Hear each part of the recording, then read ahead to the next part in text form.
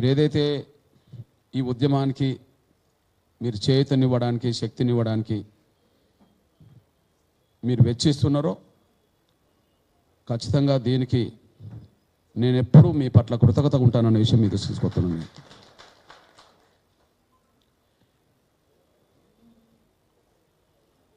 నేను నా జీవితంలో ఎక్కువ కృతజ్ఞతకు విలువనిస్తా. ఎందుకంటే తమ్ముడు రాజ్యాంగ నిర్మాత అంబేద్కర్ మీ పట్ల ఎంత గౌరవంగా మాట్లాడిండో మనం చూసాం. అందరిలో ఉంటుంది మసూదన్ రెడ్డి. డాక్టర్ బాబాసాహెబ్ అంబేద్కర్ ఒక సందర్భంలో ఆయనను విలేకరులు ప్రశ్నించారు. ఈ సమాజంలో ఎంతోమంది వ్యక్తులను వాళ్ళ వ్యక్తిత్వాలను చూస్తున్నారు కదా, మీరు చూశారు కదా, ఈ సమాజంలో మీకు ఎవరంటే ఇష్టం, ఎవరంటే అయిష్టత అని అడిగారు. మీరు ఎవరి పట్ల ఇష్టత కలిగి ఉంటారు, ఎవరి పట్ల అయిష్టత కలిగి ఉంటారంటే ఆయన ఒక మాట చెప్పాడు.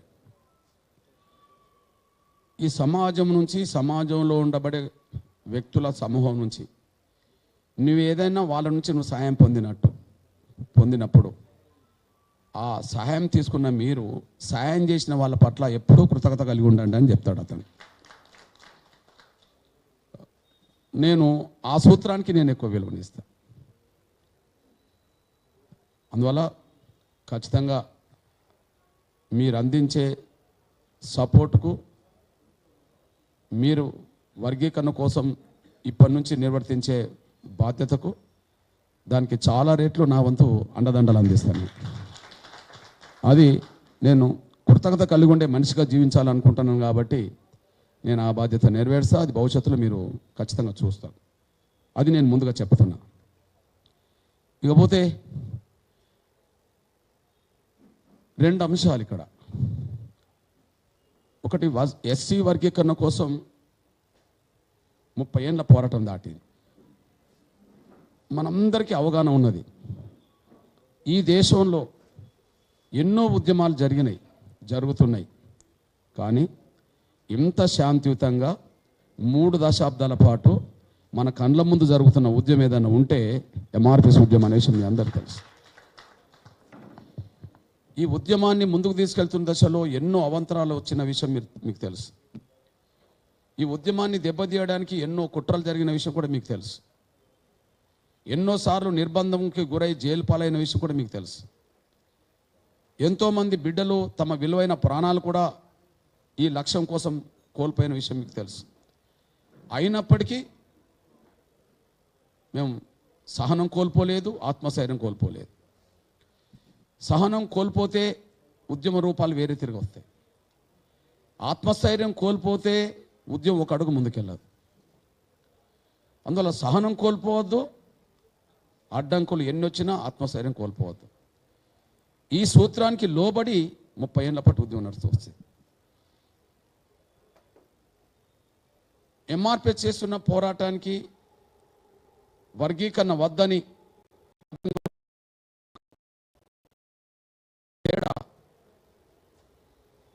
న్యాయం మాదిగల వైపు ఉన్నది, అందరికీ తెలుసు.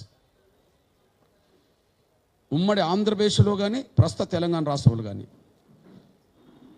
షెడ్యూల్ కులాల్లో అతిపెద్ద జనాభా గల కులం మాదిగలు. ఇంకా చాలా కులాలు కూడా ఉన్నాయి, కానీ షెడ్యూల్ కులాల్లో అతిపెద్ద జనాభా కులం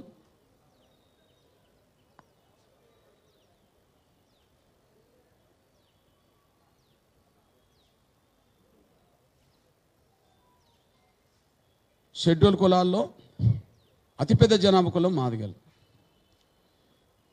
సమాజంలో ఎక్కువ వివక్షత గురైంది, ఎక్కువ పేదరికంలో జీవిస్తున్నది మాదిగలు. ఇది మీ నోటీసులు ఉన్న అంశమే. ప్రతి ఊర్లో, ప్రతి మండలంలో మీకు తెలిసిన అంశమే. అంటే అత్యంత పేద సామాజిక వర్గం సంబంధించిన ఒక జాతి తమకు జరిగిన అన్యాయాన్ని సరిదిద్దుకోవడం చేస్తున్న పోరాటం 30 ఏళ్ళు. కానీ అడుగున అడ్డంకులు కల్పించే వాళ్లకు జనాభా లేకపోయినా మొదటి నుండి వస్తున్న అవకాశాలు పొందిన వాళ్ళు కనుక అన్ని రంగాలను ప్రభావితం చేసే కాడ, శాసించే కాడ వాళ్ళు ఉన్నారు. మాదిగలు మేలుకోవడానికి 94 నుంచి మొదలైంది దండోరా వచ్చిన తర్వాత. కానీ రాజ్యంలోనే భాగస్వాములైంది 100 ఏళ్ల క్రితం వాళ్ళు. మనకు అటువైపు తెలుగు ప్రజలు మద్రాస్ పాలనలో ఉన్నారు, ఇటువైపు నిజాం పాలనలో ఉన్నారు. నిజాం పాలనలో కూడా మంత్రులు మా మాల సోదరులు ఉన్నారు, బిఎస్ వెంకట్రావు, శ్యామ్ సుందర్ లాంటి వాళ్ళు. అంటే 100 ఏళ్ల క్రితం. అటువైపు పాలనలో టంగుటూరు ప్రకాశం పంతులు కాలంలో మద్రాస్ పాలనలో కూడా అక్కడ వేముల కూర్మయ్య అని మా సోదరుడు మంత్రిగా ఉన్నాడు 100 ఏళ్ల క్రితం. 100 ఏళ్ల క్రితం వచ్చిన ఎడ్యుకేషన్కి సంబంధించిన ఫండ్స్ అన్నీ ఆ వర్గాలకు సంబంధించిన వాళ్ళకి వెళ్ళిపోయినాయి. ఎడ్యుకేషన్, ఎంప్లాయ్మెంట్ కాడికి వచ్చేటప్పటికి రిజర్వేషన్లు వచ్చినాయి. అప్పటికి ఎవరు చదువుకునే అవకాశం వచ్చిందో వాళ్ళకి అవకాశాలన్నీ రిజర్వేషన్ ఫలాలు పోయినాయి. దానివల్ల దళితులకు వచ్చే రిజర్వేషన్లన్నీ ఏకపక్షంగా వాళ్ళు అనుభవించడానికి శక్తినిచ్చాడు. ఇప్పుడు అక్కడి నుంచి మొదలైన శక్తి వాళ్ళ దేశ రాజకీయాల్లో, రాష్ట్ర రాజకీయాల్లో చాలా అత్యున్నత స్థాయికి అన్ని ఉద్యోగ వ్యవస్థలను, అన్ని రంగాలను కూడా శాసించే కాడికి వాళ్ళు వచ్చేసారు. ఇప్పుడు అడ్డుకుంటున్న వాళ్ళ శక్తి ఎక్కువ, న్యాయం కోసం పోరాటం చేస్తున్న వాళ్ళ పేదరికం ఎక్కువ. రెండో విషయం ఏంటంటే, తమ్ముడు రెడ్డి జాగృతి పెట్టినట్టుగానే, నా సోదరుడు వైశ్యకు సంబంధించిన సంఘం పెట్టినట్టుగానే ఈ తెలుగు నేల మీద లేదా దేశవ్యాప్తంగా ప్రతి కులానికో సంఘం అయితే ఉన్నది. ఒక కులంలో 4 సంఘాలు కూడా ఉన్నాయి, నాయకత్వంలో కొంత చిన్న చిన్న విషయాల మీద. ఒక కులంలో 4 సంఘాలు ఉంటాయి, కుల సంఘాలు అయితే ఉన్నాయి దేశంలో. ఎంత అతి తక్కువ జనాభా గల కులమైనా వాళ్ళకంటూ ఒక అస్తిత్వాన్ని కాపాడుకోవడానికి వాళ్ళ కుల సంఘాలు అయితే ఉన్నాయి. అట్లాంటి కుల సంఘమే ఎంఆర్పిఎస్ కూడా అనుకుందాం. అట్లాంటి కుల సంఘమే ఎంఆర్పిఎస్ అనుకుందాం. అంతే కదా, మాదిగ రిజర్వేషన్ బోర్డు సంస్థ అంటేనే ఒక కుల సంఘం, ఒక ఆశయం కోసం వచ్చినా అది ఒక కుల సంఘం. కానీ ఈ కుల సంఘం రెండో పాత్ర కూడా పోషించుకుంటూ వచ్చేసింది. ఇప్పుడు వైశ్యులకు అన్యాయం జరిగితే ఎవరు రోడ్ ఎక్కుతారంటే వైశ్యులు రోడ్ ఎక్కుతారు. రేపు ఏదన్నా బలంగా ఏదైనా రెడ్డి సామాజిక వర్గానికి ఏదైనా అన్యాయం జరిగితే ఒక రెడ్డి సామాజిక వర్గం బలంగా మాట్లాడుతుంది. ఇప్పుడు ఈ మాదిగలకు అన్యాయం జరిగిన కాడ మాదిగలు మాట్లాడతారు.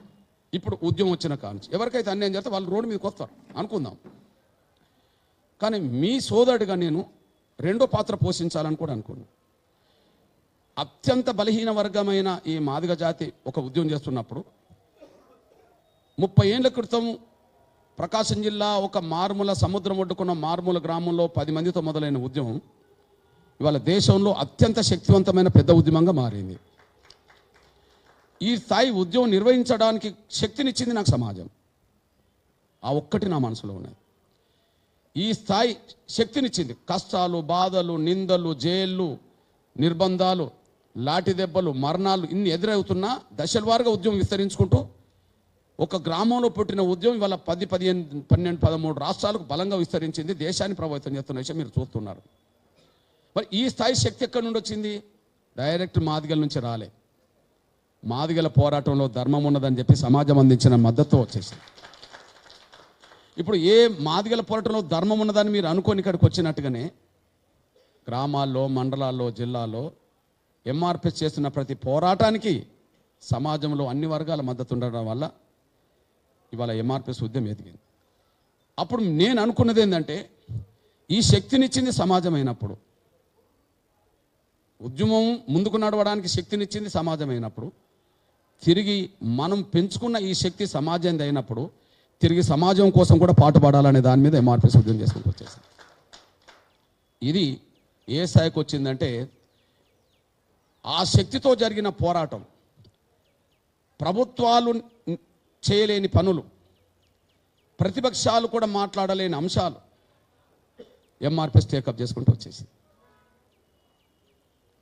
ప్రభుత్వాలకు అప్పటికి రాని ఆలోచనల్ని, ప్రతిపక్షాలు కూడా కొన్ని విషయాల మీద మాట్లాడని విషయాలని ఎంఆర్పిఎస్ లేవనెత్తి ఈ సమాజంలో ఉండబడే అన్ని వర్గాలకు పథకాలు, ఫలితాలు అందించిన చరిత్ర ఎంఆర్పిఎస్కు ఉన్నది. మళ్ళీ చెప్తున్నా, ఏ కుల సంఘమైనా తన కుల ప్రయోజనాలు కాపాడుకోవడం ముఖ్యమే. ఒక కులం వల్ల ఇతరులకు అన్యాయం జరగద్దు, ఇతరుల వల్ల ఆ కులానికి అన్యాయం జరగద్దు. మాదిగలకు ఇతర వల్ల అన్యాయం జరగద్దు, మాదిగల వల్ల ఇతరులకు అన్యాయం జరగద్దు. ఇది అనుకుంటున్న దశలో చాలా సమస్యలు ఎదురైనాయి ఈ ప్రయాణంలో, ఈ ప్రస్థానంలో. అంటే నేను ఆ కోణం గురించి వచ్చి మళ్ళీ లాస్ట్కి చిన్న విషయాలు చెప్పిపోతా. నాకు శక్తినిచ్చింది సమాజం అయినప్పుడు తిరిగి సమాజం కోసం కూడా పాటుపడాలి కదా అనుకుంటున్న దశలో నాకు 2004లో ఒక సమస్య ఎదురైంది. అంటే 20 ఏళ్ల క్రితం. ఖమ్మం జిల్లా రెబ్బవరం అనే ఒక గ్రామం ఉన్నది వైరా దగ్గర. నేను అక్కడ చిన్న మీటింగ్ పెడుతున్నప్పుడు ఒక ముస్లిం కుటుంబం నా దగ్గరికి వచ్చింది. అన్న, మీ మీటింగ్ వింటాం కానీ మా బాధలు ఏమన్నా వింటారా అని అడిగి. వింటాం తల్లి, చెప్పు అన్న. సంకనో బిడ్డని వేసుకొని వచ్చి, అన్న నా బిడ్డ పేరు నసీమ, ఎదురుగా కనిపించే పూరి గుడిసె మా ఇల్లన్న, నా బిడ్డకు గుండెల్లో రంధ్రాలు ఉన్నాయి, గుండె జబ్బు ఉన్నదన్న, డాక్టర్ల దగ్గరికి వెళ్తే ప్రైవేట్ ఆసుపత్రులు పోమన్నారన్న, ప్రైవేట్ ఆసుపత్రికి వెళ్తున్నామో 1,40,000 అని ఆపరేషన్ అంటున్నారన్న, కూలి చేసుకునే కుటుంబం అన్న, ఒకనొక బిడ్డ అన్న, ఆపరేషన్ చేయించే స్తోమత లేదన్నా, మీరేమన్నా సాయం చేస్తారా అని అడిగి. ఏ బిడ్డ ప్రాణమైన ప్రాణమే కదా, వాళ్ళకి చెప్పానమ్మా నా దగ్గర డబ్బులు లేవు, నేను పేదోడిని, కానీ ఆపరేషన్ చేయించే మార్గం అయితే చూస్తా తల్లి అని. డబ్బులే లేనప్పుడు ఇక మార్గం ఏముంటుందన్నా ఆపరేషన్ చేయించడానికి అంటే, మరి నా దగ్గర డబ్బులు లేవు కానీ గవర్నమెంట్ దగ్గర ఉంటాయి కదమ్మా, గవర్నమెంట్ దగ్గర తీసుకెళ్ళి చేపిస్తాను అన్న. నేను ఇచ్చే సమయానికి ఎన్నికలు జరిగినాయి, చంద్రబాబు నాయుడు ముఖ్యమంత్రి ఉన్నాడు కానీ కౌంటింగ్ జరగలే. అంటే ఆ పీరియడ్ మధ్యలో నేను ఆ మీటింగ్ ఇచ్చాను. సరే నీ దయాన్న నా బిడ్డను కాపాడితే చాలు, నువ్వు ఎక్కడికి తీసుకెళ్ళినా నా బిడ్డను కాపాడితే చాలు అన్నది. వెంటనే సరే వారం రోజులకు స్వర్గీయ రాజశేఖర్ గారు ముఖ్యమంత్రి అయ్యిండు. మే 14, 2004. నేను ఈ విషయాన్ని గుర్తుపెట్టుకొని అక్కడ మాదార్ అనే ఒక తమ్ముడు ఎంఆర్పిఎస్లో పనిచేస్తాడు, ముస్లిం అయినా పనిచేస్తాడు. ఆ తమ్ముడిని ఫోన్ చేసి పలానా టైంలో నేను మాట ఇచ్చాను ఒక వారం 10 రోజుల క్రితం, ఆ బిడ్డ మళ్ళీ ఏమన్నా అవుతే మనకి ఇబ్బంది అవుతుంది, తొందరగా తీసుకురా అని చెప్పాడు. మే 20కి తీసుకొచ్చారు. మే 21కి స్వర్గీయ మన రాజశేఖర్ గారి దగ్గర తీసుకెళ్ళినప్పుడు సరే ఆయన ధర్మదర్శనం పెట్టిండు. ముఖ్యమంత్రి అయిన వెంటనే ప్రజలందరినీ కలుసుకోవడం కోసం ఎవరు పెట్టలేని విధంగా ధర్మదర్శనం పెట్టిండు. ఆ ధర్మదర్శన కార్యక్రమానికి నేను వెళ్ళాను వీళ్ళని పట్టుకొని. ఆయన వెనక జన్నత్ హుసేన్ అనేటి ఉన్నాడు, అప్పుడు అధికారి అతను. నన్ను చూసి 4 అడుగులు, అందరిని కలిసి 4 అడుగులు ముందుకు వచ్చి, ఏం కృష్ణ ఇంత పబ్లిక్లో నువ్వెందుకున్నావు, లోపల రావచ్చు కదా అన్నాడు. సార్ నేను ఒక్కనైతే లోపలికి వచ్చాను సార్, 4గురితో కలిసి వచ్చాను, అందరినీ రానివ్వరని చెప్పి నేను వీళ్ళని పట్టుకున్నాను సార్ అంటే, ఏంటి విషయమో అని అన్నాడు. నేను మొత్తం వాళ్ళ 4గురు వచ్చిండ్రు. ఆ నసీం అనే చిన్న బిడ్డ, వాళ్ళ తల్లి, వాళ్ళ నాన్న, వాళ్ళ నానమ్మ. ఆ 4గురు విషయం నేను చెప్పాను. 15 రోజుల క్రితం ఈ విషయం తెలిసింది సార్, నువ్వు ఆపరేషన్ చేసాను. చూసుకున్నాడు ముఖ్యమంత్రి, చూసుకొని ఒక మాట అన్నాడు, కృష్ణ 1,40,000 కానీ నేను ఒక 25,000 ఇస్తా సీఎం రిలీఫ్ ఫండ్ నుంచి అన్నాడు. మన అందరూ తెలుసు, అంతకుముందు ఎవరు ఏ ఎమ్మెల్యే లెటర్ రాసినా, ఎంపీ లెటర్ రాసినా, ఏ ముఖ్యమంత్రి అయినా సీఎం రిలీఫ్ ఫండ్ పెడితే ఒక 25,000, బాగా ఎవరైనా గట్టిగా పట్టుబడితే ఒక 40,000, 50,000 ఇచ్చేవాళ్ళు, అంతకంటే మొత్తం ఇచ్చేవాళ్ళు కాదు. నాకు అదే చెప్పిండు. నేను ఒక మాట అన్నా, సార్ మరి 25,000 మీరు ఇస్తే ఇంకా 1,15,000 ఎవరు పెట్టుకోవాలి అన్న. కన్నోళ్ళు పెట్టుకుంటారు కదా అన్నాడు. కన్నోళ్ళు వీళ్ళే కదా సార్, చాలా పేద కుటుంబం సార్, వీళ్ళ ఊరికి వెళ్ళినప్పుడు పూరి కొడితే సార్ ఈయన రిక్ష తొక్కొని బతుకుతారు సార్, అంతకంటే లేదు సార్, నువ్వు కాపాడాల్సిందే అని నేను. ఆయన నీకు తెలియదు కృష్ణ, బడ్జెట్ సరిపోదు, ఇట్లా నువ్వు ఒక్కడికి తీసుకొస్తే ఇంకా చాలామంది వస్తే నా బడ్జెట్ సరిపోదు అన్నాడు. నేను అన్నా, సార్ బడ్జెట్ గురించి మాట్లాడద్దు, డబ్బులున్నోళ్ళు మీ దగ్గరికి ఎట్లా రారు సార్, వాళ్ళ బిడ్డలకు చేసుకుంటారు, లేనోళ్ళు మీ దగ్గరకు వచ్చినప్పుడు చేయాల్సిందే కదా సార్ అన్నప్పుడు దాన్ని సీరియస్గా తీసుకోక నీకు తెలియదు కృష్ణ అని చెప్పి వెళ్ళిపోతున్న మనిషిని ఇట్లా బట్టి తిప్పాయను కాదు, ముఖ్యమంత్రిని పబ్లిక్ చూస్తూనే ఉన్నారు. వెనుక తిప్పి, సార్ మీరు అట్లా వెళ్ళడం భావ్యంగా లేదు, మీరు కనుక ఆపరేషన్ చేయించకపోతే బిడ్డ చచ్చిపోతుందేమో జాగ్రత్త అన్న. బిడ్డ చచ్చిపోతుందేమో బాగుండదు అన్న, జాగ్రత్త బాగుండదు అన్న. అంటే సింపతి రావాలని, సార్ బిడ్డ చచ్చిపోతుంది సార్ బాగున్నా అన్న. దాన్ని రాజశేఖర్ గారు అపార్థం చేసుకున్నాడు. అపార్థం చేసుకొని, ఏమయ్యా ఒక ముఖ్యమంత్రి పట్టుకొని వెనుకకు తెప్పి బాగుండదని నాకే చెప్తున్నావు అని చెప్పి, ఇక ఆయన కూడా కొంత గట్టివాడు కదా, నా దగ్గర ఒక మాట అన్నాడు, ఇగో ఇప్పుడు 25,000 ఇస్తాను కదా, 25 రూపాయలు కూడా నువ్వేం చేసుకుంటావు అన్నాడు. ఇది మా ఇద్దరి మధ్యలో జరిగే సంగతి. మీరు ఇవ్వకపోతే ఉద్యోగం చేయాల్సి వస్తుంది అన్న. నేను చేసుకోపో అన్నాడు. మరి నేనేం చేయాలిగా, ఆ బిడ్డను కాపాడాలి. అప్పుడు నాకు పేపర్లో అప్పుడప్పుడు కనిపించేది, ఎవరన్నా గుండె జబ్బులున్న పిల్లలు వాళ్ళ తల్లిదండ్రులు ఎవరికన్నా విలేకరులకు చెప్తే ఫోటోలు వేసేవాళ్ళు ఆ రోజుల్లో. ఏది ఒక దాతలు ఎవరన్నా ముందుకు వస్తే మా బిడ్డను కాపాడని చెప్పి అవి నాకు పిక్చర్లకు వచ్చేసినాయి. అంటే దాతల దాని మీద బిడ్డల ప్రాణాలు ఆధారపడాలా, పెద్ద బిడ్డలు. దీని సంగతి ఏందో చూద్దామని చెప్పి వాళ్ళని తీసుకెళ్ళి అక్కడి నుంచి నేను గుండె జబ్బుతో బాధపడుతున్న పేద పిల్లలందరికీ ఉచిత ఆపరేషన్ జరగాలి కార్పొరేట్ ఆసుపత్రులు అని చెప్పి ఉద్యోగం మొదలుపెట్టా. ఆ మొదలుపెట్టినప్పుడు వీళ్ళందరూ గుండె జబ్బు పిల్లలే. ఓకే, ఆ రోజు ఏమైందంటే ట్యాంక్ బండ్ కాడ అంబేద్కర్ విగ్రహం, అంబేద్కర్ కమ్యూనిటీ హాల్ ఉన్నది కింద. ఆ కమ్యూనిటీ హాల్లో వేలాది మందితో మీటింగ్ పెట్టా. నేను ఎప్పుడు నా స్నేహితుడు కిషన్ రెడ్డి అనే విషయం మీకు తెలుసు, మొదటి నుంచి అందరితో నేను సంబంధాలు కలిగి ఉంటాను, అన్ని పట్ల సంబంధాలు ఉన్నాయి. కిషన్ రెడ్డి గారు, ఈటల రాజేందరు, అప్పుడు చంద్రశేఖర్ మంత్రి, డాక్టర్లు అందరిని పిలిచి వేలాది మంది పెట్టాను. గుండె జబ్బు పిల్లలందరికీ ఉచిత ఆపరేషన్లు ప్రైవేట్ ఆసుపత్రులు చేయించాలని మీటింగ్ పెట్టిన రోజే అదే గుండె జబ్బు అబ్బాయి చచ్చిపోయాడు అక్కడ. ఇది చూడండి, ఇది 2004 పిచ్చారు. అంటే గుండె జబ్బు ఈ అబ్బాయి ఈటల రాజేందర్ నియోజకవర్గం సంబంధించిన శనిగరం గ్రామానికి సంబంధించిన వ్యక్తి, కమలాపురం మండలం. ఈ అబ్బాయికి చంద్రబాబు నాయుడు గారు గవర్నమెంట్ 25,000 ఇచ్చింది. కానీ మిగిలిన డబ్బు పెట్టుకోలేని పరిస్థితిలో ఉచిత ఆపరేషన్ల కోసం ఉద్యమం జరుగుతుంది, పట్టుకొని వచ్చేసాడు. తల్లి కూడా లేదు. ఇక అక్కడికి వచ్చి చనిపోయాడు. ఏం చేయాలి, ఇంకా లాభం లేదనుకొని చెప్పి ఈ డెడ్ బాడీని నేను, కిషన్ రెడ్డి అన్నను ఇద్దరం కలిసి చేతులు పట్టుకొని మోస్తూ హైదరాబాద్ మొత్తం ట్యాంకుని ప్రదర్శన చేసి ట్యాంక్ బండ్ కాడ కూర్చొని ఈ రోజు వచ్చిన పిల్లలందరికీ ఉచిత ఆపరేషన్ చేయాల్సిందే అని చెప్పి పేద ఉద్యమంగా మారింది. అది 2004 ఆగస్టు 7. అప్పుడు రాజశేఖర్ గారు ఢిల్లీలో ఉన్నాడు. ఉద్యోగ బాధ్యతలతో ధర్నా అని నాకు ఫోన్ చేసిండు. మళ్ళీ నా దగ్గర విలేకరులు ఉన్నారు, రోడ్డు మీద ధర్నా, పిల్లలందరూ ట్యాంక్ బండ్ రోడ్డు మీదనే కూర్చున్నారు, వాళ్ళ తల్లిదండ్రులు కూర్చున్నారు. ఆపరేషన్ చేయకపోతే మేము హుస్సేన్ సాగర్ చేస్తామని వీళ్ళు రోడ్డు మీద కూర్చున్నారు. అక్కడ డెడ్ బాడీ ట్యాంక్ బండ్ కాడ పెట్టుకొని కూర్చున్నాం. చూడండి, అంతిమంగా రాజశేఖర్ గారు ఫోన్ చేసిండు.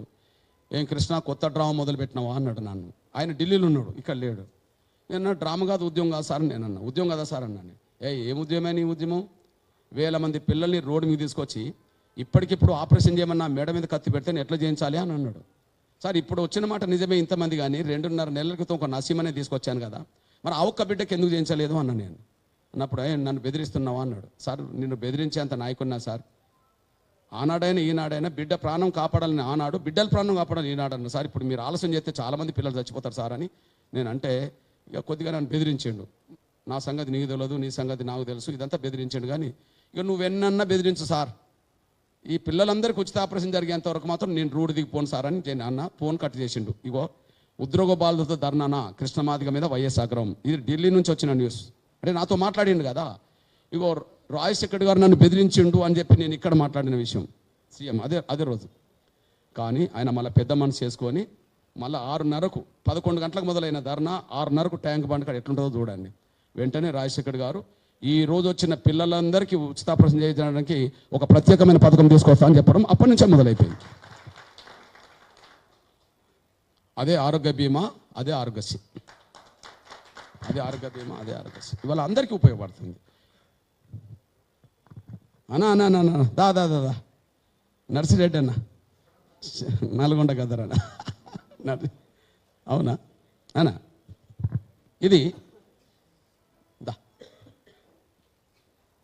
ఇది మీ సోదరుడిగా ఇవాళ మనందరికీ తెలుసు, ప్రపంచంలో కార్పొరేట్ ఆసుపత్రులు ఉన్నాయి. డబ్బులు ఉన్న వాళ్ళు ఒక ఆసుపత్రికి వెళ్తారు, డబ్బులు లేని వాళ్ళు గవర్నమెంట్ ఆసుపత్రికి వెళ్తారు. ఇప్పుడు తమ్ముడు రెడ్డి జాగృతి పేద రెడ్ల కోసం పోరాటం చేస్తున్నాడు అనుకుందాం. మరి పేద రెడ్లకు ఏదన్నా అనారోగ్య సమస్య తీవ్రమైంది వస్తే ఎక్కడికి పోతారు? కార్పొరేట్ ఆసుపత్రికి పోరు కదా, ఎక్కడికి పోతారు? ప్రభుత్వ ఆసుపత్రికి పోతారు కదా. కానీ వాళ్ళ పేద రెడ్లే కాదు, పేదలందరూ కలిసి కార్పొరేట్ ఆసుపత్రికి వెళ్ళే పరిస్థితి మాత్రం ఆరోగ్యశ్రీ పథకం ద్వారా వచ్చింది. అంటే సమాజం అందించిన శక్తితో ఎంఆర్పిఎస్ ఎదిగినప్పుడు తిరిగి సమాజానికి సేవ చేయాలి అనే ఒక లక్ష్యమే ఇవాళ ఇది. నేనంతా ఇది చెప్పాను కదా, ఒక్కసారి ఇది వాస్తవమా కాదా అనే విషయం స్వర్గీయ రాజశేఖర్ గారు చనిపోక ముందు అసెంబ్లీలో ఏం మాట్లాడిండో ఏనండి.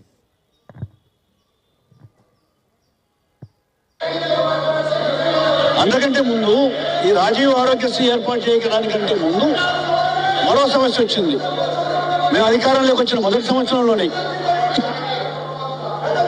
చిన్నపిల్లలకు సంబంధించిన గుండె ఆపరేషన్లు చేయించమని చెప్పి ఒక పెద్ద ఊరేగింపు చేశాడు మందకృష్ణ మాదిగ.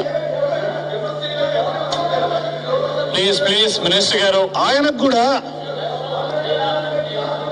12 సంవత్సరాల వయసున్న పిల్లలందరికీ చేయించాలని చెప్పి ఊరేగింపు తీశారు. ఆయన ఆ విధమైన ఊరేగింపు తీస్తూనే 12 సంవత్సరాల నుంచి, అంటే మేము అధికారంలోకి వచ్చిన మొదటి సంవత్సరంలో 12 సంవత్సరాల వయసున్న వాళ్ళందరినీ ఒక ఊరేగింపుకు తీసుకొచ్చి ఆ ఊరేగింపులో అలసటతో 22 చచ్చిపోయారు కూడా పిల్లలు. మా దృష్టికి వచ్చిన వెనువెంటనే ఏమాత్రం ఆలస్యం అంతకంటే ముందు ఎంఆర్పిఎస్కు శక్తినిచ్చింది సమాజం అయినప్పుడు తిరిగి సమాజం కోసం మనం పాటుపడాలి కదా అని చెప్పి అనుకున్న పోరాటం రూపమే ఇవాళ అందరికీ మేలు చేసింది. దీని ఫలితమే 2017-18 గౌరవ నరేంద్ర మోడీ గారు ఆయుష్మాన్ పథకం తీసుకొచ్చిండు.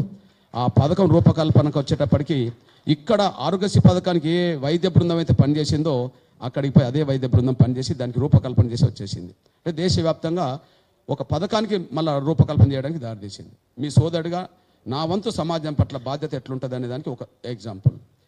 రెండో విషయం, తర్వాత జరిగిన పరిణామాల్లో కాళ్ళు లేని చేతులు లేని కళ్ళు లేని వాళ్ళ వికలాంగుల పక్షాన కూడా ఒక న్యాయమైన పోరాటం చేద్దామని చెప్పి దేశంలో ఎక్కడ లేని పోరాటాన్ని లక్షలాది మందితో 2007లో, అది 2004 అయితే 2007లో పిల్లలందరూ అన్నారు, వికలాంగులు వచ్చి, అన్నా నువ్వు గుండె జబ్బుతో బాధపడుతున్న పేదల కోసం చేస్తే అందరికీ మేలు జరిగింది కదా అన్న, మా కోసం కూడా చేయవచ్చు కదా అంటే ప్రపంచంలో లక్షలాది మందితో వికలాంగుల మీటింగ్ పెట్టినది ఎవరన్నా ఉండనంటే ఎంఆర్పిఎస్ పెట్టింది.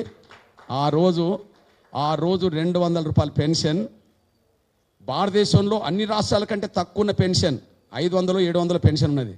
కానీ ఈరోజు 2 తెలుగు రాష్ట్రాల్లో 6,000 రూపాయల పెన్షన్ రాబోతుంది. అక్కడ పెన్షన్ వస్తుంది, ఇక్కడ ఇవ్వాలి. అంటే దేశంలో ఎక్కలేని పెన్షన్ మన వికలాంగులకు ఎక్కడ వస్తున్నదంటే ఇక్కడనే వస్తుంది. దానికి చొరవ తీసుకున్నది కూడా ఎంఆర్పిఎస్. దానికోసం ఆమర దీక్ష చేయాల్సిన వచ్చినప్పుడు ఆమర దీక్ష చేశా, యుద్ధం చేయాల్సిన సమయం మతాల పేదలకు ఎట్లయితున్నదో వికలాంగుల సమాజానికి కూడా అట్లనే ఇవాళ అన్ని కులాల వికలాంగులకు, అన్ని కులాల పేద వికలాంగులకు కూడా ఇవాళ పెన్షన్ ఆస్థాయికి వచ్చింది. ఇకపోతే కొన్ని సందర్భాల్లో ఎంఆర్పిఎస్ ప్రతిపక్ష పాత్ర ఎట్లా పోషించిందో ఒక విషయం మీ దృష్టి తీసుకొస్తున్నాను. నా సమాజానికి అర్థం కావాలి. ప్రతిపక్ష పాత్ర కూడా పోషించింది. ఎగ్జాంపుల్ ఒక విషయం చెప్తున్నాను నేను. 2004లో వృద్ధుల వితంతుల పెన్షన్ 200 ఉండే.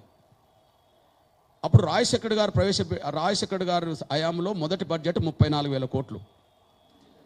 2014లో కిరణ్ కుమార్ రెడ్డి గారు ముఖ్యమంత్రి. అప్పుడు చివరి బడ్జెట్ 1,61,000 కోట్లు. ఇప్పుడు మీరు అర్థం చేసుకుంటారని ఆశిస్తున్నాను. రాజశేఖర్ గారి కాలంలో ప్రారంభ బడ్జెట్ 34,000 కోట్లు. కిరణ్ కుమార్ గవర్నమెంట్లో చివరి సంవత్సరం 1,61,000 కోట్లు. బడ్జెట్ ఆ స్థాయిలో పెరిగింది. కానీ రాజశేఖర్ కాలంలో 200 పెన్షన్, రోషే కాలంలో 200 పెన్షన్, కిరణ్ కుమార్ గారి కాలంలో 200 పెన్షన్. 10 ఏళ్ళు గడిచినా వృద్ధుల పెన్షన్ రూపాయి పెరగలే. 10 ఏళ్ళు గడిచినా వృద్ధుల పెన్షన్ రూపాయి పెరగలే. ఇప్పుడు చెప్పండి, మరో 10 ఏళ్లలో 2,000 దాకా వచ్చింది. ఇంకొక 1-2 నెలల్లో మళ్ళీ 2,000, 4,000 కాబోతున్నాయి. ఒక 10 ఏళ్ళు రూపాయి ఎందుకు పెరగలేదు? మరో 10 ఏళ్ళు 10 రేట్లు ఎట్లా పెరిగినాయి? ఏ ప్రతిపక్షం మాట్లాడలే. ప్రభుత్వాలు నిర్ణయం తీసుకోలే. ప్రభుత్వాలు నిర్ణయం తీసుకుంటే ఎందుకు పెన్షన్ పెరగలేవు? ఒక 100 రూపాయలు 200 ఎందుకు 10 ఏళ్ళు ఉన్నది?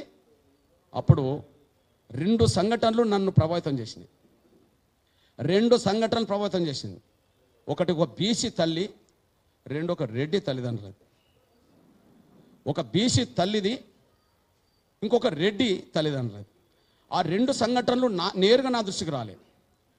గుండె జబ్బుల ఉద్యమం సమస్య నేరుగా నా దృష్టికి వచ్చింది. వికలాంగుల తమ్ములు నన్ను కలిసి విశాఖపట్నంలో మాట్లాడినారు. కానీ ఈ ముసలి మన పెద్ద తల్లిదండ్రుల వాళ్లకు న్యాయం జరగాలని చెప్పి నా దృష్టికి ఎవరు తీసుకురాలే.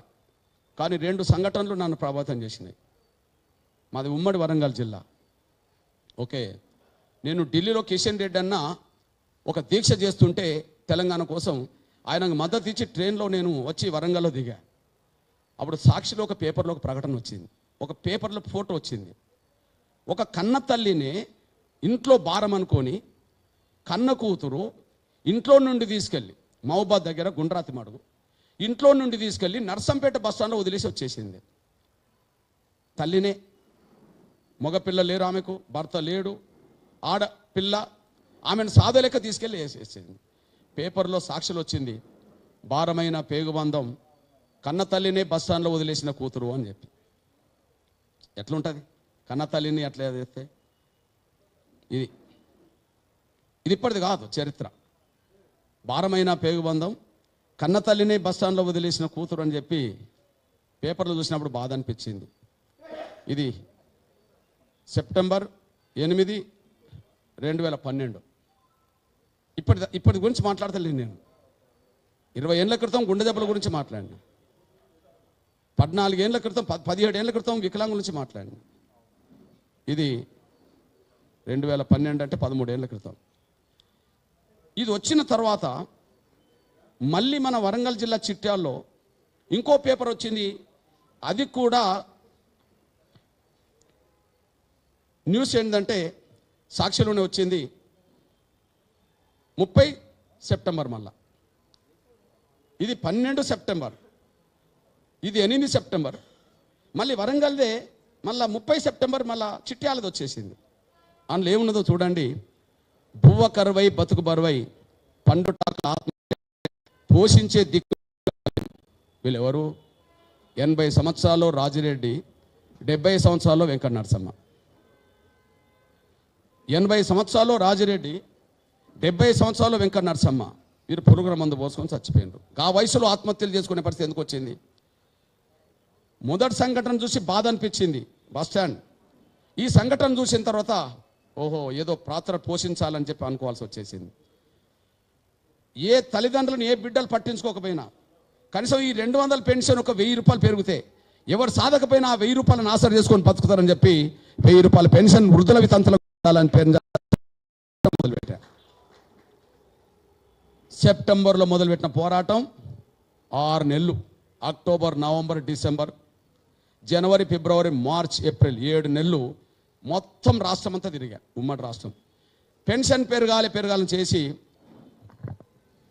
గ్రౌండ్ సరిపోదని చెప్పిగా నేను ఉప్పల్ దగ్గర మెట్రో కోసం కొన్ని ఖాళీ స్థలాలు పెట్టిండ్రు. మెట్రో అవతల 100 ఎకరాల ఖాళీ స్థలం ఉన్నది. ఆడ ఖాళీ స్థలంలో 10 లక్షల మందితో మీటింగ్ పెట్టిన. ఆ మీటింగ్ వేదిక మీదకి అతిరథ మహారాజులు పిలిచా. ఏప్రిల్ 28, 2013 ఎన్నికలకు ముందు అతిరథ మహారాజులు పిలిచా. చంద్రబాబు వచ్చిండు, కేసీఆర్ దగ్గరికి పోయి ఆహ్వానించా. కేసీఆర్ రాకపోతే ఈటల రాజేంద్ర పంపిండు. అదే సమయంలో కిషన్ రెడ్డి అంటే ఎప్పుడు నా ప్రతి ఉద్యమంలో కిషన్ రెడ్డి నా పక్క ఉంటాడు. సిపిఐ, సిపిఎం, అన్ని కాంగ్రెస్ అందరూ వచ్చారు. సర్వే సత్యనారాయణ కేంద్ర మంత్రి అప్పుడు అందరూ వచ్చేసారు. వేదిక ముందు 10 లక్షల మంది, వేదిక మీద మేము ఉన్నాం. నా పక్క చంద్రబాబు నాయుడు ఉన్నాడు. చంద్రబాబు నాయుడు గారు పాదయాత్ర ముగించుకొని వచ్చిండు. ఏప్రిల్ 27 విశాఖలో ముగించింది. 20 డైరెక్ట్ మీటింగ్కి వచ్చేసాడు. ఆ మీటింగ్ అన్ని లక్షల మందిని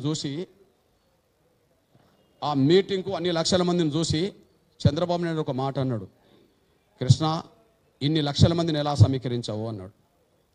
సార్ నేను రమ్మంటే వచ్చిన వాళ్ళు కాదు సార్, వాళ్ళ బాధలు వాళ్ళ కష్టాలు వాళ్ళని ఇక్కడ తీసుకొచ్చినాయి సార్ అని చెప్పాను. నన్ను రమ్మంటే వచ్చిన వాళ్ళు కాదు. కాకపోతే మీరు శక్తినిస్తే కొన్ని పెంచుకోవడానికి అవకాశం ఉండేది, మీరు రండి అని చెప్పడానికి నేను ప్రయత్నం చేయడానికి 6 నెలలు తిరిగా, 7 నెలలు తిరిగా.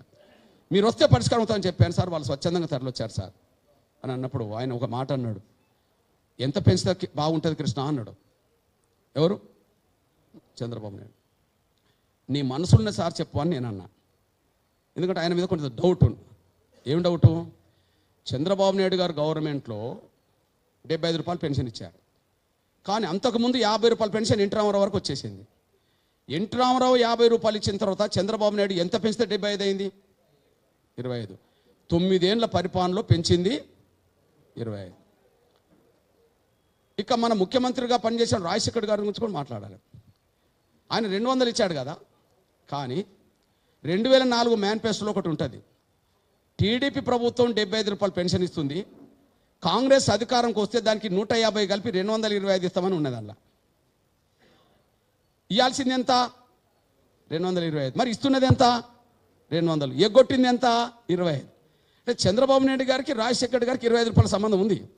ఒక ఆయన 9 ఏళ్ళు పరిపాలించి 25 పెంచుతాడు, కాంగ్రెస్ సొమ్ము 10 ఏళ్ళు పరిపాలించి 25 రూపాయలు ఇవ్వలే. ఇది కథ. అంటే పేదల పట్ల ప్రభుత్వాలు ఏ స్థాయిలో ఉంటాయంటే పేదరికం లేని వాళ్ళు పరిపాలిత గట్లనే ఉంటాయి అనడానికి ఒక సాక్ష్యం తెలిపింది. అప్పుడు నేను నీ మనసులో చెప్తారన్న చంద్రబాబు నా పక్కనే ఉంటే కృష్ణ 700 పెంచుదాం కృష్ణ అన్నాడు.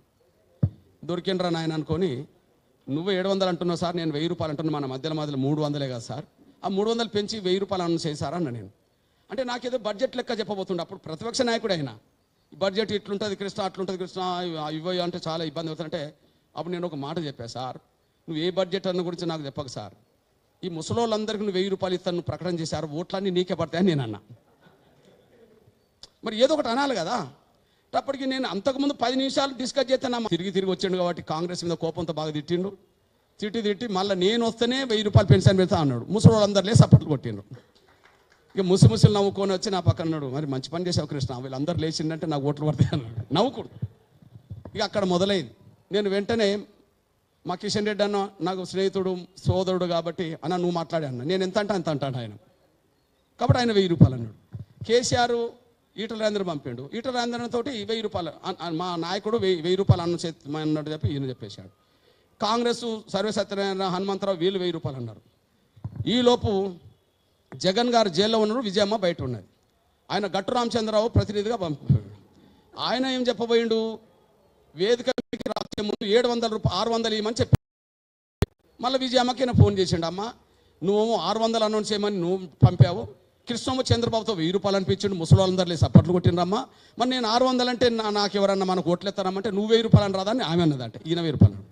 ఈ అందరు 1000 రూపాయలు అంటేప్పటికీ సిపిఎం లీడర్ నా చెవులకు 2 చెవులకు వచ్చేమంటారంటే, అన్న ఇప్పుడే 5000 అనిపించారు రాదని వీళ్ళు అంటారు నన్ను.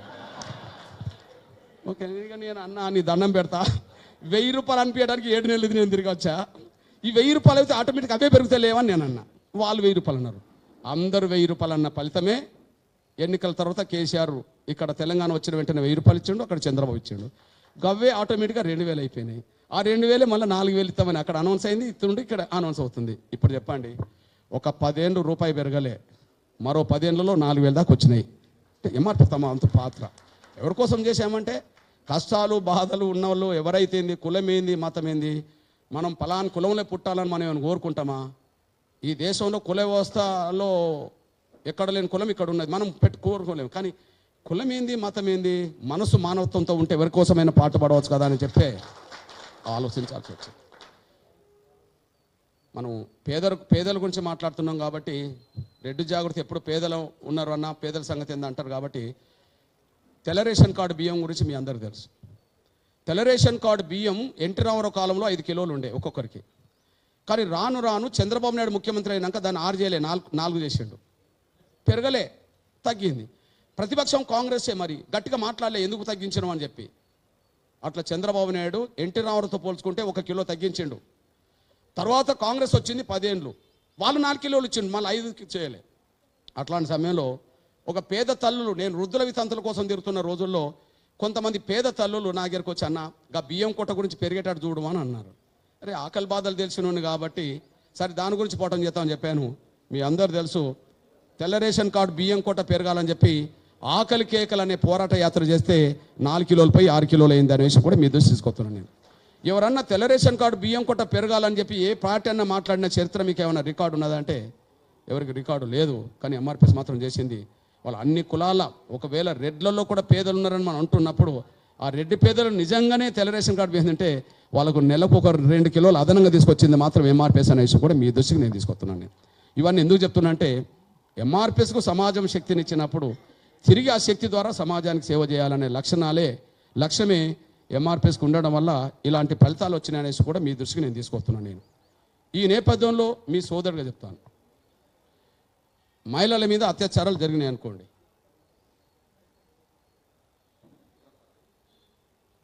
మహిళల మీద అత్యాచారాలు జరిగినాయి అనుకోండి, కులంతో మతంతో సంబంధం లేకుండా నేను అందరి దగ్గరికి వెళ్తా. ఎగ్జాంపుల్, ఈ రాష్ట్రాన్ని చాలా భావోద్రేకానికి గురి చేసిన అంశం ప్రియాంక రెడ్డి అంశం. ఈ రాష్ట్రాన్ని, దేశాన్ని చాలా భావోద్రేకానికి గురి చేసిన అంశం ప్రియాంక రెడ్డి అంశం కదా. అప్పుడు నా కాలు ఎరిగింది అది. ఇగో చూడండి, నేను ప్రియాంక రెడ్డి కుటుంబానికి కర్ర పట్టుకొని పోయి పరామర్శించి వచ్చాను, పలకరించి వచ్చాను, వాళ్ళ కండగా నిలబడతా వచ్చి. ఇది ప్రియాంక రెడ్డి ఇంటికి వెళ్ళాను. నా కర్ర చూడండి పక్కన. ఓకే, నా వంతు. కాకపోతే అప్పుడు ఏకకాలంలో ఇంకా 3 ఘటనలు జరిగినాయి. ఆ సమయంలో లంబడా బిడ్డలు అత్యాచారాలు కూడా చంపబడ్డారు. అడవి ప్రాంతానికి వెళ్ళాను, గూడూరు దగ్గర లంబడి బిడ్డల దగ్గరికి వెళ్ళాను.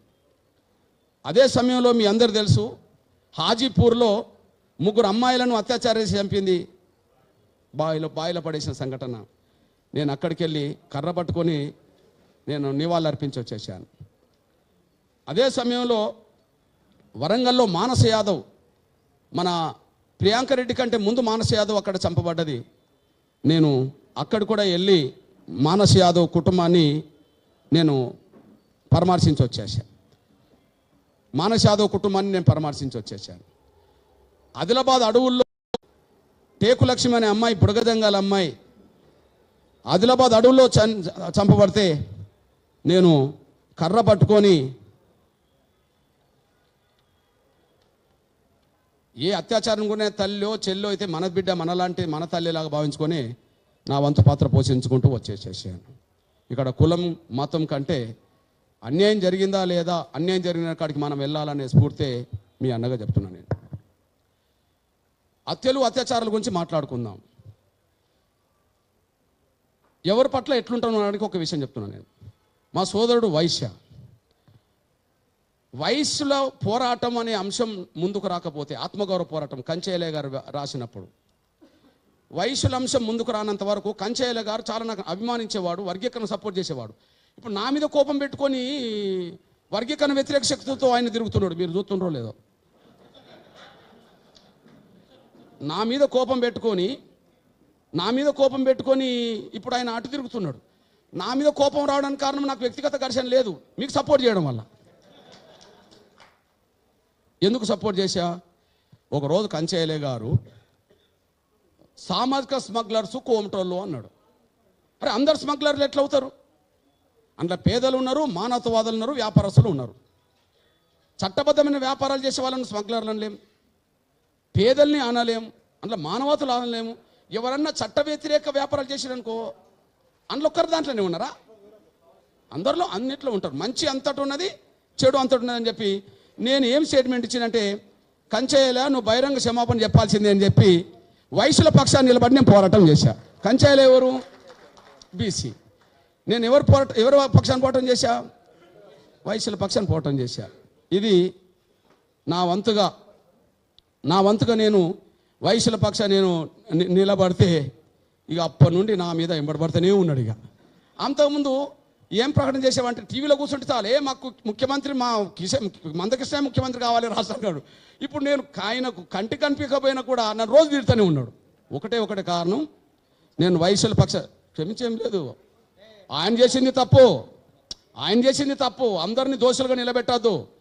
అందరినీ దోషులుగా నిలబెట్టడం తప్పని నేను గట్టిగా అన్నా, ఇప్పటికీ అంట. నాకు వ్యతిరేకంగా మారవచ్చు. నేను తీసుకున్న నిర్ణయం కరెక్ట్, అంతే.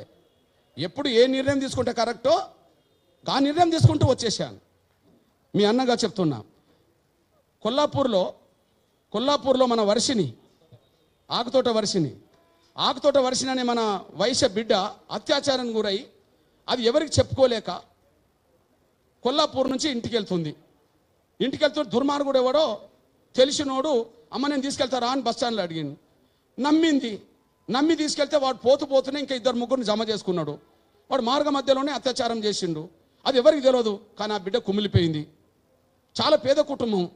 అట్లాంటి సమయంలో ఇంటికి పోయి టీవీ పెద్దగా పెట్టి ఒక ముసలైన తాత ఉంటే ఆయనకి వినపడకుండా చేసి లోపల తలుపులు వేసుకొని ఆమె గుంజ కట్టేసుకొని పిట్టలు పోసుకొని తాగిలబడ్డది. చాలా ఘోరమైన ఘటన.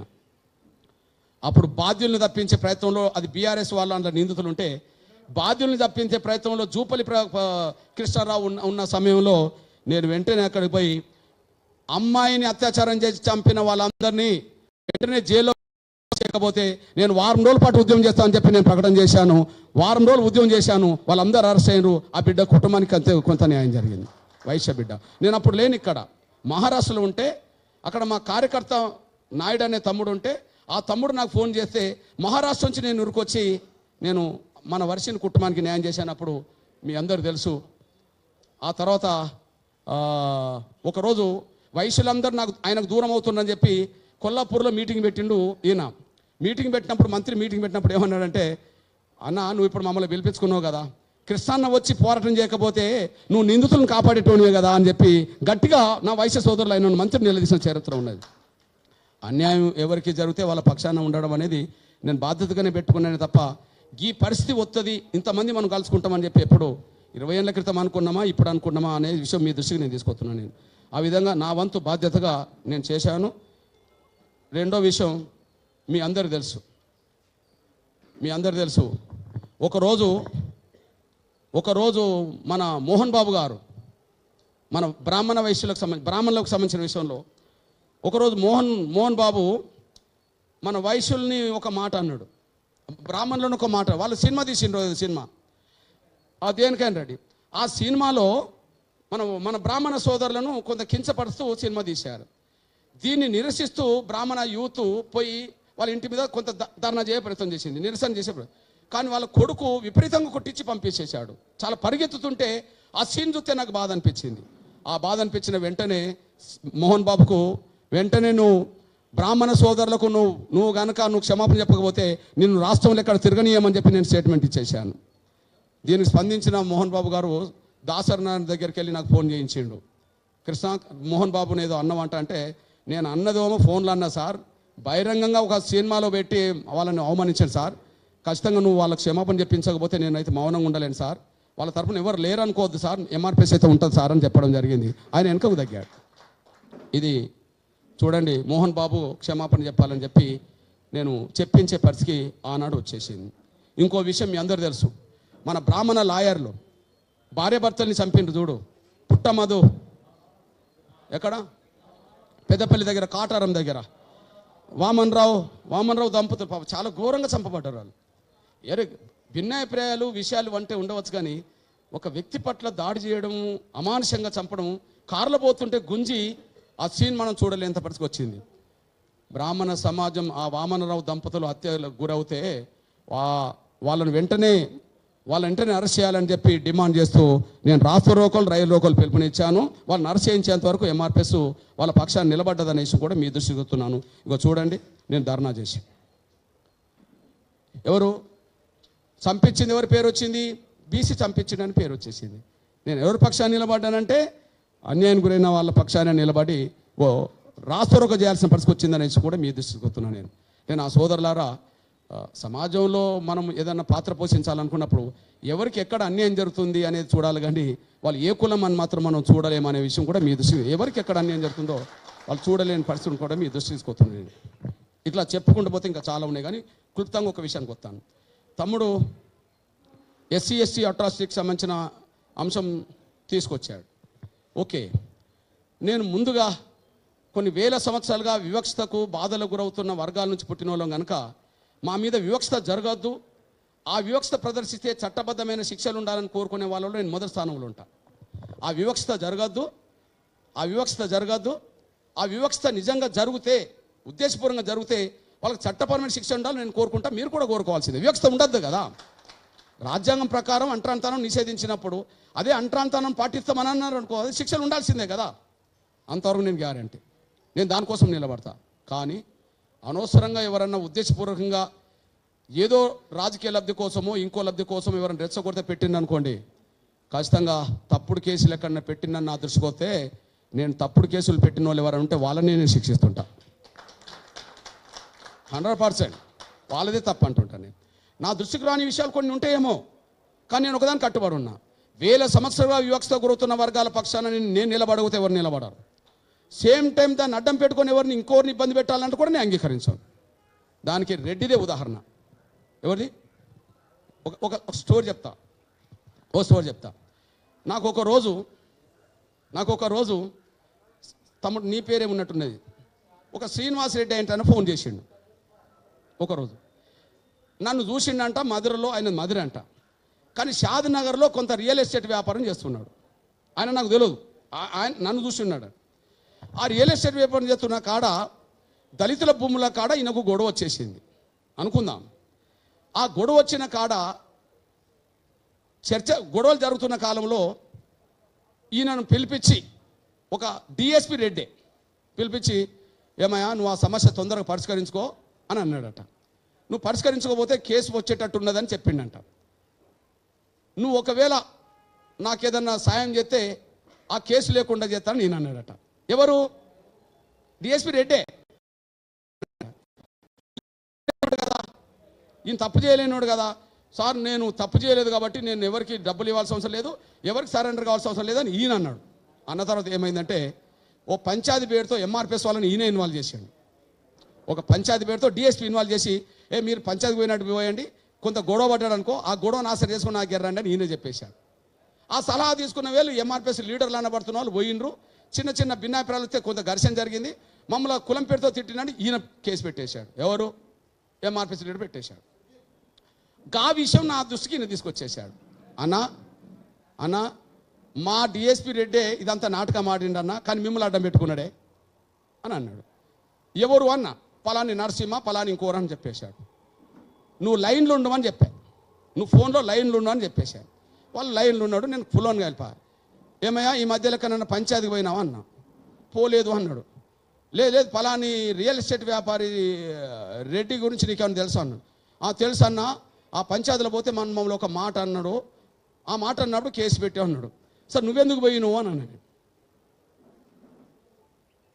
మనోళ్ళని పోయినావు. మనోళ్ళని పోయినావా ఇంకెవరైనా పంపితే పోయినావా అంటే, నువ్వు కరెక్ట్ చెప్పకపోతే నా దగ్గర ఇన్ఫర్మేషన్ ఉన్నది, నువ్వు కరెక్ట్ చెప్పకపోతే నిన్ను ఎంఆర్పిఎస్లో తొలగించాల్సి వస్తుంది అన్న. డిఎస్పీ రెడ్డి నన్ను పంచాయతీ పంపిండు అన్న, ఎట్లా ఘర్షణ జరుగుతుంది, నువ్వు రావాయా నా దగ్గరికి అని చెప్పిండు అన్నకి. నాకు అంతగా ఏం తెలియదు, మా మధ్యలో చిన్న భిన్నాభిప్రాయాలు వస్తే ఇది ఎంత పెట్టినని చెప్పాడు. నేను వెంటనే చెప్పాను, ఫోన్లు ఇంటనే ఉన్నాడు ఈయన. నువ్వు పోయి వెంటనే కేసు ఉపసంహరించుకో, నువ్వు పోయి వెంటనే కేసు ఉపసంహరించుకో, లేకపోతే నేను ఎంఆర్పిఎస్ నుంచి సస్పెండ్ చేస్తాను అని అన్నాడు. నేను పోతానని అన్నాడు. ఈ వార్త వెంటనే ఎవరికి తెలిసింది? డిఎస్పీకి తెలిసింది. మనోడు పోకముందే మనోడిని అరెస్ట్కు తీసుకెళ్ళాడు. మనోడు స్టేషన్కి వెళ్ళిండు. ఈ డిఎస్పీ మార్గ మధ్య నేను పట్టుకున్నాడు. జీబులు ఎక్కించుకొని వాహనం ఎక్కించుకొని పోతూనే ఉన్నాడు. ఆ వాహనం ఎక్కించిపోతున్న రెడ్డి నాకు ఫోన్ చేసిండు. అన్న నువ్వు నీ దృష్టికి వచ్చిన వెంటనే మీ ఓన్ని పంపించినావన్నా, పంపించింది వాస్తవే, అక్కడికి పోయి కూర్చున్నాడన్నా విత్డ్రా చేసుకోవడానికి, కానీ మావాడే డబ్బులు ఇవ్వాలని చెప్పి ఒత్తిడి తీసుకొచ్చి నన్ను లోపలికి పంపుతున్నాడు అని అన్నాడు. కానీ కారణాలు ఏమైనా కేసు మీదనే పంపిండు కాబట్టి అని చెప్పి ఆయనను ఇప్పటికీ బహిష్కరణ చేశా. ఎంఆర్పిఎస్లో ఇప్పటికీ లేడు. ఎవరు లేడు. ఓపెన్గా షాద్నగర్ వెళ్ళి బహిష్కరించి వచ్చాను నేను. ఓపెన్గా షాద్నగర్ వెళ్ళి బహిష్కరించి వచ్చాను నేను. ఒకరోజు సంఘటన జరిగింది, ఆయనను మీడియా ముందు పిలిపించాను నేను. ఒకరోజు సంఘటన జరిగి మీడియా ముందు ఎప్పుడు పిలిపించాను తెలుసా? మన ఎరకల అమ్మాయి 100 మంది మీద కేసులు పెట్టింది చూడు, బాగా సంచలనమైన కేసు. మన ఎరకల అమ్మాయి 100 మంది మీద, అది యాంకర్స్ మీద, వాళ్ళ మీద, వీళ్ళ మీద 100 మంది పైగా మీద నన్ను అట్లా ఉపయోగించుకున్నారు, ఇది చేసిండు, అది చేసిండు, 100 మంది పైగా. ఈ కేసు డీల్ చేయాలంటే డీజీపీకి వాళ్ళకి ఇబ్బందిగా మారింది. కేసు మొత్తం లేదంటనో ఒక తీరు, ఉన్నదంటనో చాలామంది పోతాండ్రు. ఎట్లా డీల్ చేయాలో తెలియని పరిస్థితి నెట్టబడేది సమాజం ముందు.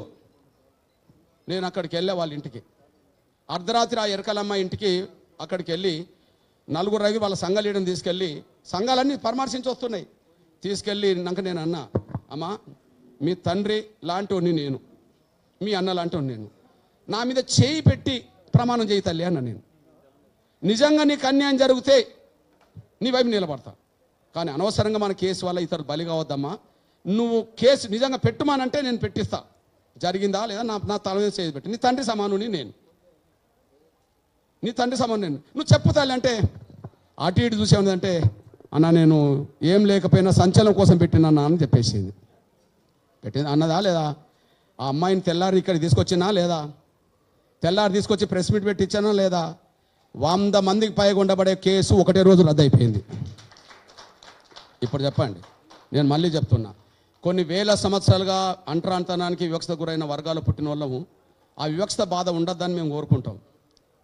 ఏదన్నా దాన్ని అడ్డం పెట్టుకుని ఎక్కడన్నా అట్లాంటివి జరిగితే దాన్ని తప్పని కూడా చెప్తాం. ఇంతవరకు నేను నా బాధ్యత తీసుకుంటానని కూడా మీ దృష్టికి నేను తీసుకొస్తున్నాను. ఈ నేపథ్యంలో చివరిగా మీ సోదరుని ఎవరికి అన్యాయం జరిగినా వాళ్ళ పక్షాన్ని, వర్గీకరణ విషయంలో ఏం జరుగుతుందో మీ అందరికీ తెలుసు. 30 ఏళ్ళకి ఎంబడబడుతుండ్రు.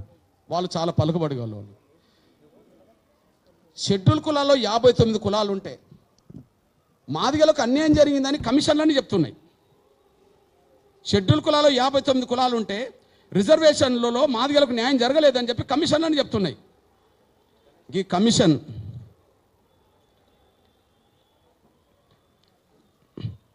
లాల్ బహదూర్ శాస్త్రి వేసిన కమిషన్ 65, నేను పుట్టలేదు బ్రదర్. ఈ కమిషన్ రిపోర్ట్ ఇచ్చింది 59 కులాలకు దక్కాల్సిన రిజర్వేషన్లు మాలలే పొందుతున్నారు అని.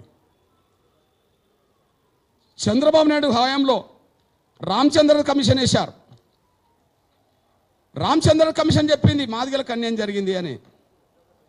మన్మోహన్ సింగ్ ప్రభుత్వం వేసిన ఉషమేర్ కమిషన్ చెప్పింది వర్గీకరణ జరగాలి అని చెప్పి. కమిషన్లన్నీ మాదిగలకు అనుకూలంగా ఉన్నాయి, కానీ అమలు జరగాల్సిన అవసరం లేదని వాళ్ళ పలుకుబడి ప్రయోగిస్తున్నారు. మీ అన్నగా, మీ సోదరుడిగా, మీ తమ్ముడిగా ఈ దేశంలో మీ అందరు తెలుసు, తెలంగాణ రాష్ట్ర ఉద్యమానికి మద్దతుగా కేసీఆర్ పార్టీలన్నిటి కూడగట్టుకుంటూ వచ్చాడు. నేను కూడా ఎస్సీ వర్గీకరణకు మద్దతుగా అందరినీ కూడగట్టే ప్రయత్నం చేశాను, అన్ని పార్టీలు ఇక్కడి నుంచి దేశం వరకు. నేను 96లో 29 ఏళ్ల క్రితం 96లో చంద్రబాబు నాయుడు గారిని వేదిక మీదకి రప్పించా. 29 ఏళ్ల క్రితం.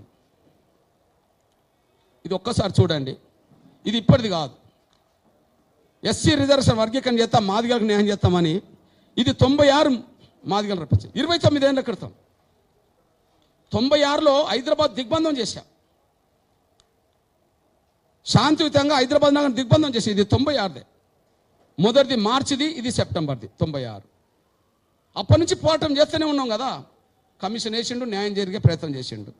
నేను చంద్రబాబుతోటే కాదు, స్వర్గీయ రాజశేఖర్ గారితో కూడా నేను ఆ విధంగానే ఉన్నా. ఇగో మీరు చూడండి, రాజశేఖర్ గారికి నేను అండగా నిలబడి చేరుతున్నది. రాజశేఖర్ గారిని వేదిక మీదకి రప్పించి మీటింగ్లు పెట్టిన సందర్భం ఉన్నది. లక్షల మందితో నేను మీటింగ్ పెట్టా.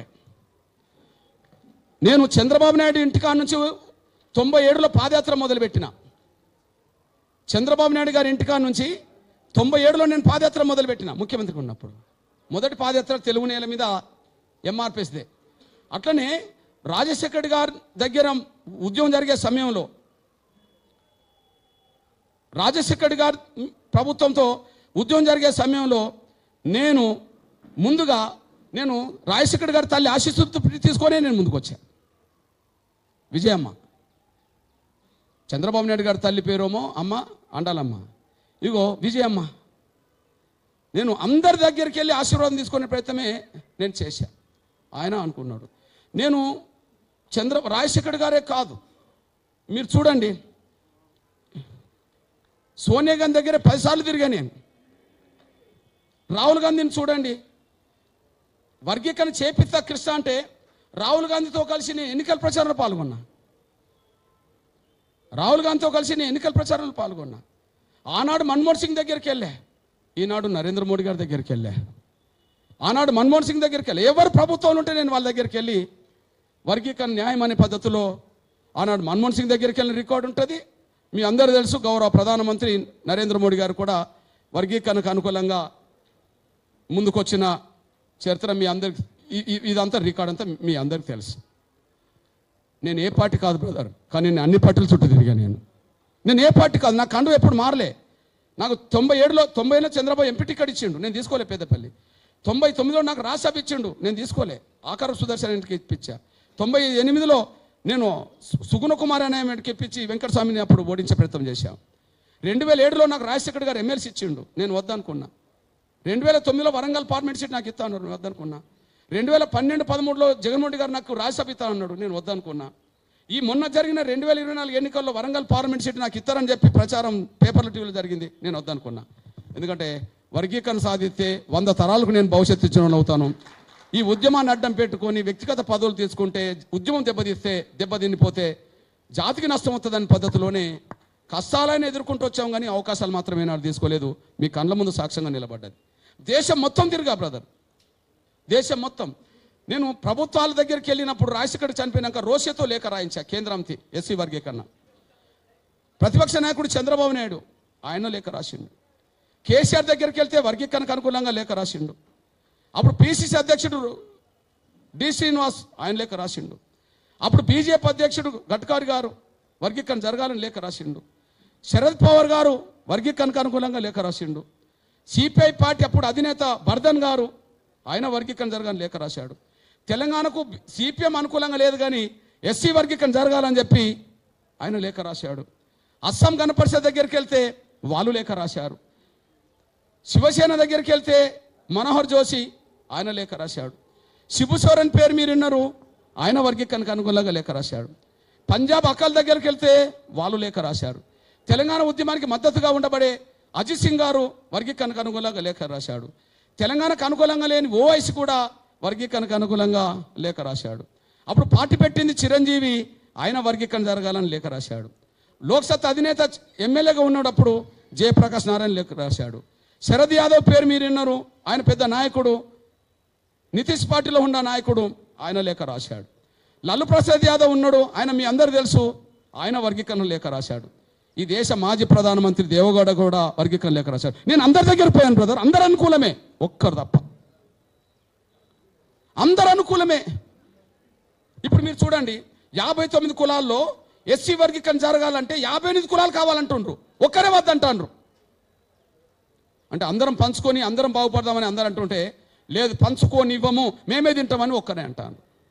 ఇది వాళ్ళ పరిస్థితి. ఇప్పుడు సమాజం చూడండి, వాళ్ళ వేదికల మీద మాలలు తప్ప ఇంకో కులం కనిపించదు, ఇంకో పార్టీ కనిపించదు, వాళ్ళే కనిపిస్తారు. కానీ ఎంఆర్పిఎస్ మీటింగ్కు సమస్త సమాజం అందరూ వస్తుంటారు. ఎందుకు? న్యాయం ఉంది కాబట్టి ఎంఆర్పిఎస్ పక్షాన అందరూ. నేను ఇవన్నీ చేసే పక్కకు పెట్టండి, సమాజం కోసం చేసే పక్కకు పెట్టేసేయండి. కానీ ఎంఆర్పిఎస్ చేస్తున్న ఉద్యమంలో న్యాయం ఉన్నది కాబట్టి సమాజం అండగా నిలబడుతుంది. సమాజం మొత్తం ఉన్నా మేము అడ్డుకుంటాం అంటారు. మీరు చూడండి, ఒకానొక దశలో రాష్ట్రపతి ఆమోదించిండు.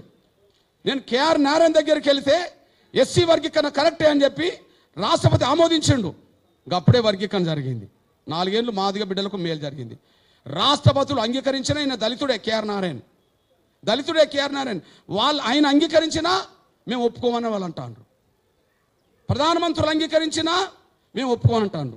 ఇక ఈ దేశ న్యాయ వ్యవస్థకు సుప్రీంకోర్టే అత్యున్నతి. ఆ సుప్రీంకోర్టు బాసే చీఫ్ జస్టిస్ లాంటి గౌరవ్ చంద్రచూడ్ గారి ఆధ్వర్యంలో ఎస్సీ వర్గీకరణ జరగాల్సిందే అని చెప్పి తీర్పు వచ్చిన తర్వాత కూడా ఎస్సీ వర్గీకరణ అమలు జరగద్దని చెప్పి వాళ్ళు మీటింగులు పెడతారు. ఏం చెప్పాలిగా? 59 కులాల్లో 58 కులాలు న్యాయం జరగాలంటున్నాయి, మేము ఒప్పుకోమంటాను.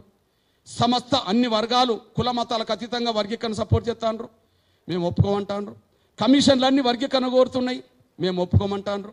పార్టీలన్నీ వర్గీకరణ సపోర్ట్ చేస్తున్నాయి, మేము ఒప్పుకోమంటాండ్రు. రాష్ట్రపతి వర్గీకరణ సపోర్ట్ చేశాడు, మేము ఒప్పుకోమంటాండ్రు. ప్రధానమంత్రులు వర్గీకరణకు అనుకూలంగా ఉంటాండ్రు, మేము ఒప్పుకోమంటాండ్రు. సుప్రీంకోర్టు వర్గీకరణకు అనుకూలంగా ఉన్నది, మేము అమలు జరగద్దంటాండ్రు. ఇట్లాంటి సమయంలో 30 ఏళ్ళ బ్రదర్,